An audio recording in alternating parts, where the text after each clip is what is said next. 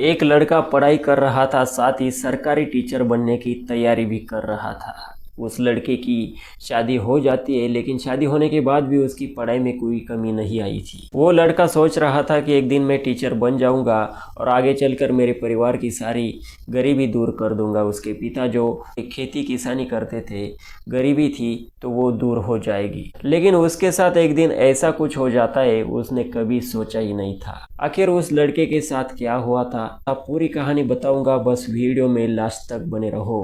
नमस्कार, SNB crime talks में आपका स्वागत है। आज की हमारी इस सच्ची कहानी की शुरुआत होती है राजस्थान के डेडवाना से। यहीं पर रहने वाला सुरेंद्र की उम्र आज के डेट में 24 साल है। 2018 में सुरेंद्र की शादी एक लड़की के साथ हो गई थी। सुरेंद्र के पिता उनके दोस्त के यहाँ गए थे। उनके दोस्त के यहाँ जाकर उन्होंने 14 साल की उनकी बेटी को देखा था, जिसका नाम रेखा था, जो कि 14 साल की थी।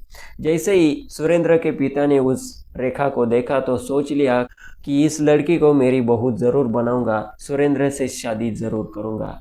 तो सुरेंद्र के पिता ने उनके दोस्त से कहा था कि तुम्हारी बेटी मेरे बेटे को दे दो, मेरा बेटा भी काफ़ी अच्छा पढ़ता है और वो ज़रूर एक दिन एक सरकारी नौकरी पा जाएगा। अब रेखा के जो पिताजी थे वो एक रिटायर्ड फौजी थे, फौज से रिटायर्ड हो चुके थे, लेकिन उनके ये काफ़ी अच्छे दोस्त थे सुरेंद्र के पिताजी, तो वो मान जाते और 2018 में ही रेखा की और सुरेंद्र की शादी हो जाती है। 2018 में रेखा की उम्र 14 साल थी और सुरेंद्र की उम्र 17 साल थी। दोनों की शादी तो धूमधाम से हो जाती, लेकिन रेखा के पिताजी सुरेंद्र के पिताजी से कहते हैं कि मेरी बेटी की विदाई मैं अब नहीं करूँगा, क्योंकि ये इसकी उम्र अभी 14 साल है और तुम्हारे बेटे की भी उम्र 17 साल है। मैं 5 साल के बाद इसे तुम्हारे घर पर भेजूंगा, इसके ससुराल भेजूंगा, यानी कि तब तक ये बड़ी भी हो जाएगी, इसकी पढ़ाई लिखाई भी पूरी हो जाएगी, तुम्हारा बेटा भी कुछ काम को लग जाएगा तो बहुत बढ़िया होगा। सुरेंद्र के पिता भी मान जाते, सुरेंद्र भी मान जाता है और वहाँ से सुरेंद्र बिना अपनी पत्नी को लिए ही अपने घर पर वापस चला जाता है। काफ़ी सब कुछ बढ़िया सा चल रहा था। शादी होने के बाद भी सुरेंद्र काफ़ी अच्छा पढ़ रहा था, उसे सरकारी टीचर बनना था तो उसकी तैयारी वो कर रहा था और बच्चों को वो पढ़ाने के लिए भी लग जाता है। और सुरेंद्र सोचता है कि आगे चलकर मैं ऐसे ही बच्चों को पढ़ाते पढ़ाते एक दिन सरकारी टीचर भी बन ही जाऊंगा। इधर उसकी पत्नी जो थी रेखा, वो माथे पर सिंदूर लगाकर गले में मंगलसूत्र पहनकर अपने प्राइवेट स्कूल में पढ़ने के लिए जाती थी। वो 10वीं कक्षा में पढ़ रही थी, तभी उसकी मुलाकात रामचरण के साथ हो जाती है। अब ये जो रामचरण था वो रेखा को देखकर मोहित हो जाता है और रेखा को कहता है कि तुम मेरे रिलेशन में आ जाओ। रेखा कहती है कि तुम्हें दिखाई नहीं देता कि मेरे गले में मंगलसूत्र है, माथे पर सिंदूर है, मेरी शादी हो चुकी है और तुम ऐसा कैसे कह सकती हो। तो रामचरण कहता है कि अगर तुम्हारी शादी हुई है तो तुम्हारा पति कहाँ है। तो रेखा कहती है कि मेरा पति वहाँ पर पढ़ रहा है, वो जल्द ही एक सरकारी नौकरी पाएगा, फिर मैं उसके साथ चली जाऊंगी, उसके साथ रहूंगी। लेकिन रामचरण कहता है कि वो कब नौकरी लगेगा, कब तुम जाओगी, तब तक तुम मेरे साथ रह सकती हो। हम दोनों एक साथ में पढ़ते, दोनों पढ़ाई की बातें किया करेंगे। ऐसे ही रेखा को मना लेता है और रेखा भी मान जाती है। दोनों एक दूसरे के साथ बातें करने लगते हैं। रामचरण और रेखा दोनों के बीच अब धीरे धीरे संबंध बनने लगते हैं। कभी खेतों में जाते थे, वहाँ पर बनाते थे, कभी इधर कभी उधर। रेखा भूल चुकी थी कि उसकी शादी हो चुकी है, वो सुरेंद्र को पूरी तरह से भूल चुकी थी और इधर रामचरण को उसने अपना लिया था। धीरे धीरे ऐसे ही वक्त गुजरता रहा। अब सुरेंद्र और रेखा की शादी को 5 साल गुजर गए। सुरेंद्र रेखा को एक दिन कॉल किया, उसने बोला कि अब 5 साल गुजर चुके हैं, तुम आ जाना। रेखा कहती है कि मैं नहीं आ पाऊंगी, मेरी अभी पढ़ाई बाकी है। लेकिन सुरेंद्र कहता है कि 5 साल तो हो गए, लेकिन ठीक है। ऐसे तैसे बात वहाँ पर कटती है। लेकिन एक दिन सुरेंद्र बाइक से कहीं पर जा रहा था, लेकिन उसका एक्सीडेंट हो जाता है। जैसे उसका एक्सीडेंट हो जाता है, आसपास के लोग भाग कर आते हैं तो देखते हैं कि सुरेंद्र की जगह पर ही मौत हो चुकी थी, वो इस दुनिया से हट चुका था।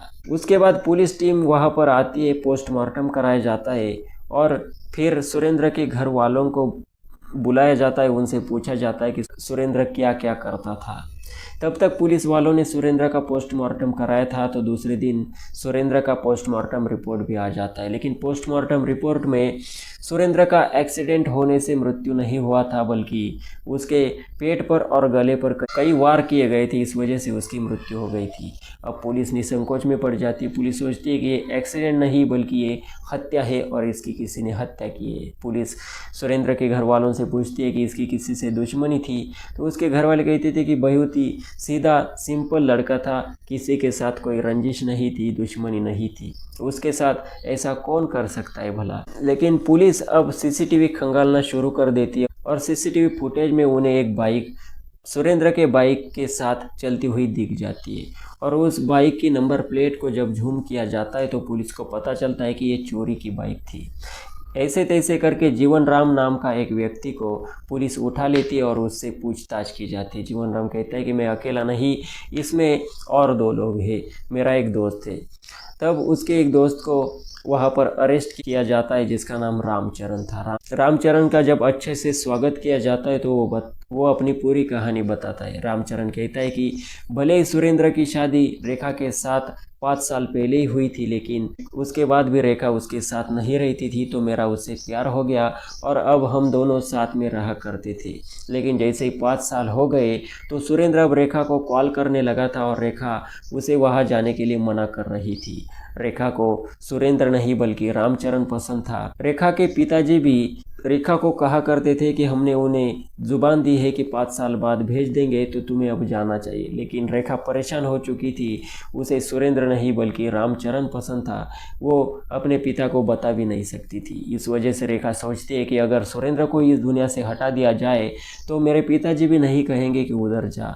इसलिए वो रामचरण को बताती है कि कुछ भी करके सुरेंद्र का तुम कत्ल कर देना, मैं उसका सारा लोकेशन तुम्हें भेज दूंगी। अब सुरेंद्र की पत्नी सुरेंद्र से बातें करती थी, कहाँ जा रहे हो, कहाँ आ रहे हो, तुम अभी कहाँ हो, सारा सुरेंद्र अपनी पत्नी से बता रहा था और उसकी पत्नी इधर अपने प्रेमी को रामचरण को बता रही थी। और रामचरण और जीवन राम ये दोनों लोग वो सब कुछ सुन रहे थे और लोकेशन पर उसे उन्होंने कैच कर लिया। उसके बाद रास्ता पूछने का नाटक किया, गाड़ी बंद पड़ गई इसका नाटक किया। सुरेंद्र जैसे ही उतरा उनके नज़दीक आया तो दोनों ने उसके धारदार हथियार से उसके पेट पर गले पर वार किए। सुरेंद्र की जगह पर मौत हो गई और जैसे उसकी मौत हुई तो इन लोगों ने इसका एक्सीडेंट का रूप देने के लिए उसे वहाँ पर उसकी गाड़ी वगैरह गिरा दी और उसके ऊपर से 2-3 बार गाड़ी चढ़ा दी, जैसे लगे कि इसका एक्सीडेंट हो गया है।